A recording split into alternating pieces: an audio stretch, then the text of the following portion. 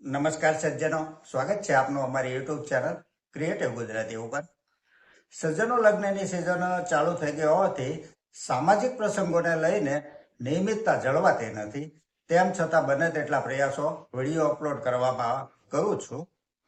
સજ્જનો, આપણે જોઈ ગયા કે ગઈકાલે નિફ્ટી ઇન્ડેક્સ 165 પોઈન્ટ ડાઉન ગયો છે અને એફઆઈઆઈ છેલ્લા 5 ટ્રેડિંગ સેશનથી માલ વેચી રહ્યા છે. દોસ્તો, એ કંપની તથા ફંડામેન્ટલના વીતેલા ઇતિહાસની ચર્ચા માત્ર અભ્યાસના હેતુથી કરીએ છીએ. જેને ખરીદ વેચાણની ભલામણ નહીં સમજવા આપ સૌને એક વિનંતી કરું છું. આજની ચર્ચાની પહેલી કંપની છે Bharat electronics limited, BEL.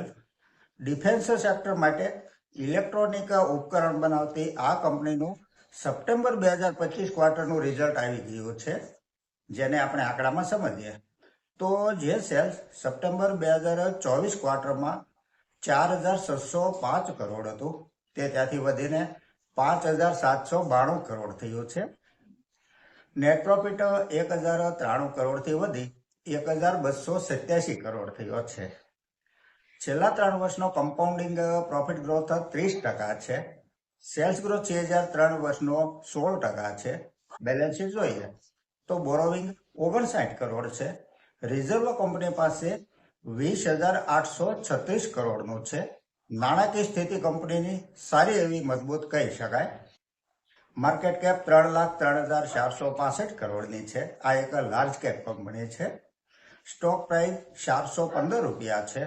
52 week high 437 રૂપિયા બનેલો છે. પી રેશિયો 53 છે.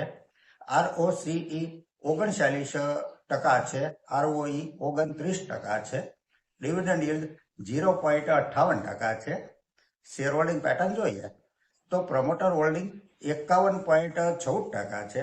દોસ્તો, આ ભારત સરકારની કંપની છે. પ્રેસિડેન્ટ ઓફ ઇન્ડિયા પ્રમોટર છે.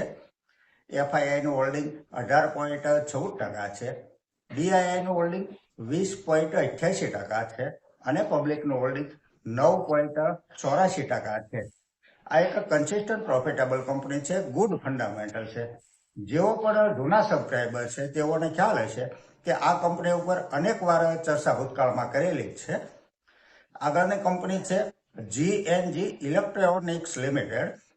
લેપટોપ, ડેસ્કટોપમાં નવીનીકરણ લાવવામાં માહેર એવી આ એક હાર્ડવેર કંપની છે. ભારત સહિત દુનિયાના અન્ય દેશોમાં બિઝનેસ કરતી આ કંપનીનું સપ્ટેમ્બર 2025 ક્વાર્ટરનું રિઝલ્ટ આવી ગયું છે અને સારું આવ્યું છે. આંકડામાં સમજીએ આપણે તો જે સેલ્સ સપ્ટેમ્બર 2024 ક્વાર્ટરમાં 353 કરોડ હતું, તે ત્યાંથી વધીને 440 કરોડ થયું છે. નેટ પ્રોફિટ 23 કરોડથી વધી 33 કરોડ થયો છે. છેલ્લા 3 વર્ષનો કમ્પાઉન્ડિંગ પ્રોફિટ ગ્રોથ 50% છે. સેલ્સ ગ્રોથ 3 વર્ષનો 40% છે. બેલેન્સ શીટ જોઈએ તો બોરોવિંગ 217 કરોડ છે. રિઝર્વ કંપની પાસે 647 કરોડ છે. માર્કેટ કેપ 3,952 કરોડની છે. સ્ટોક પ્રાઇસ 347 રૂપિયા છે. 52 વીક હાઈ 402 રૂપિયા બનેલો છે. પી રેશિયો 50 છે. ROCE 19.80% છે. ROE 35% છે. ફેસ વેલ્યુ 2 રૂપિયા છે. શેર હોલ્ડિંગ પેટર્ન જોઈએ તો પ્રમોટર હોલ્ડિંગ 78.71% છે. એફઆઈઆઈ પાસે 3.42% હોલ્ડિંગ છે. ડીઆઈઆઈનું હોલ્ડિંગ 4.62% છે અને પબ્લિકનું હોલ્ડિંગ 13.26% છે. કંપની પ્રોફિટેબલ છે. પ્રોફિટનો ગ્રોથ પણ સારો છે અને પ્રમોટર પાસે 78.71% હોલ્ડિંગ હોવાથી સેબીના નિયમ પ્રમાણે 75%થી જે વધારે હોલ્ડિંગ હોય તેનો OFS લાવી અને મેન્ટેન કરવું પડતું હોય છે. અને કોઈ પણ કંપની કદી પણ નીચા ભાવે OFS નથી લાવતી હોતી. ભાવને ઉપર લઈ જઈને પછી જ OFS લાવતી હોય છે. આગળની કંપની છે DC Infotech and communication limited. IT networking તથા સુરક્ષા વ્યવસાયમાં વિશેષજ્ઞતા ધરાવતી આ કંપનીનું ફંડામેન્ટલ જોઈએ તો જે સેલ્સ જૂન 2024 ક્વાર્ટરમાં 118 કરોડ હતું, તે ત્યાંથી વધીને 148 કરોડ થયું છે. નેટ પ્રોફિટ 3 કરોડથી વધી 4 કરોડ થયો છે. છેલ્લા 3 વર્ષનો કમ્પાઉન્ડિંગ પ્રોફિટ ગ્રોથ 56% છે. સેલ્સ ગ્રોથ CAGR 3 વર્ષનો 36% છે. સ્ટોક પ્રાઇસ CAGR 3 વર્ષનો 26% છે. બેલેન્સ શીટ જોઈએ તો બોરોવિંગ 51 કરોડ છે. રિઝર્વ કંપની પાસે 58 કરોડ છે. એક સમયે રિઝર્વની સરખામણીએ બોરોવિંગ વધારે હતું, હવે રિઝર્વ ધીમે ધીમે વધી રહ્યું છે. માર્કેટ કેપ 404 કરોડની છે. આ એક માઇક્રો કેપ કંપની છે. સ્ટોક પ્રાઇસ 252 રૂપિયા છે. 52 વીક હાઈ 450 રૂપિયા બનેલો છે. સ્ટોક હાલમાં સારા એવા ડિસ્કાઉન્ટ ઉપર ટ્રેડ કરી રહ્યો છે. પી રેશિયો 26 છે. ROCE 25.50% છે અને ROE 23.60% છે. ફેસ વેલ્યુ 10 રૂપિયા છે. શેર હોલ્ડિંગ પેટર્ન જોઈએ તો પ્રમોટર હોલ્ડિંગ 63.75% છે. FII નું હોલ્ડિંગ 1.09% છે અને પબ્લિક પાસે 35.15% હોલ્ડિંગ છે. કંપની પ્રોફિટેબલ છે. આગળની કંપની છે MMTC. એક સર્જન વાત કરવા કહે છે. આ કંપનીનું એકાદ ક્વાર્ટરનું રિઝલ્ટ સારું આવે ત્યાર પછી જ આ કંપની વિશે વિચારી શકાય.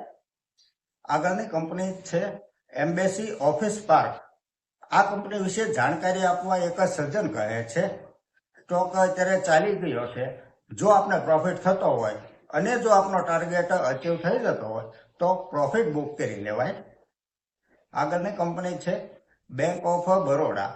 એક સર્જન કહે છે કે પ્રોફિટ થાય છે તો શું કરવું. જો આપણે શોર્ટ ટર્મ એંગલે સ્વિંગ કરવા માટે નિવેશ કર્યો હોય તો પ્રોફિટ બુક કરી લેવાય, કારણ કે PSU સેક્ટરની બેંક ચાલી તો ગઈ જ છે અને જો વિઝન આપનું લોંગ ટર્મ હોય તો કોઈ સવાલ નથી ઉભો થતો. આગળની કંપની છે મહારાષ્ટ્ર સ્કૂટર્સ લિમિટેડ. એક સર્જન વાત કરવા કહે છે.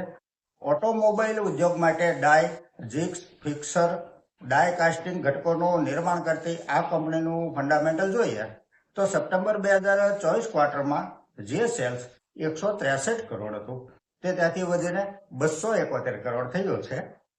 નેટ પ્રોફિટ 151 કરોડથી વધી 267 કરોડ થયો છે. સેલ્સ પ્રોફિટમાં ટ્રેલિંગ 12 મંથના આંકડા સારા બતાવે છે અને ખાસ તો સ્ટોક પ્રાઇસ CAGR આ કંપનીનો સારો છે. 1 વર્ષનો 41% છે, 3 વર્ષનો 42% CAGR છે, 5 વર્ષનો CAGR 37% છે અને 10 વર્ષનો CAGR 27% છે. 33,000 કરોડનું રિઝર્વ હશે કંપની પાસે. બોરોવિંગ 0 છે. આ એક સંપૂર્ણ કર્જ મુક્ત કંપની છે. 1.09%ની ડિવિડન્ડ yield છે કંપનીની. બજાજ ગ્રુપની આ કંપની જો આપના પોર્ટફોલિયોમાં હોય તો હોલ્ડ કરી શકાય. આ કંપનીની ખાસિયત એ છે કે દર વખતે સપ્ટેમ્બર ક્વાર્ટરનું રિઝલ્ટ વધારે સારું આવે છે. આગળની કંપની છે એક્સેલ લિમિટેડ. એક સર્જન ચેક કરવાનું કહે છે. એક્સેલ ચેક કરજો. 91 કરોડની માર્કેટ કેપ વાળી આ એક નેનો કેપ કંપની છે. સ્ટોક પ્રાઇસ 16 રૂપિયા છે, 15 રૂપિયા 90 પૈસા. કંપની પોતાનું અસ્તિત્વ ટકાવી રાખવા માટે ઝઝૂમી રહી છે. જોખમી કંપની કહી શકાય. કોઈ વાર જો ઓપરેટર ચલાવે ને તો ચાલી પણ જાય, કારણ કે આવી નાની કંપનીઓને મેન્યુપ્લેટ કરવામાં તેઓને સરળતા રહેતી હોય છે, ઓપરેટરોને. તો સજ્જનો, આ સાથે આજની આ ચર્ચા અહીં પૂરી કરીએ છીએ. જો આપને આજની આ ચર્ચા પસંદ આવી હોય તો લાઈક કરજો, શેર કરજો, મારી ચેનલને સબસ્ક્રાઈબ કરજો. નમસ્કાર.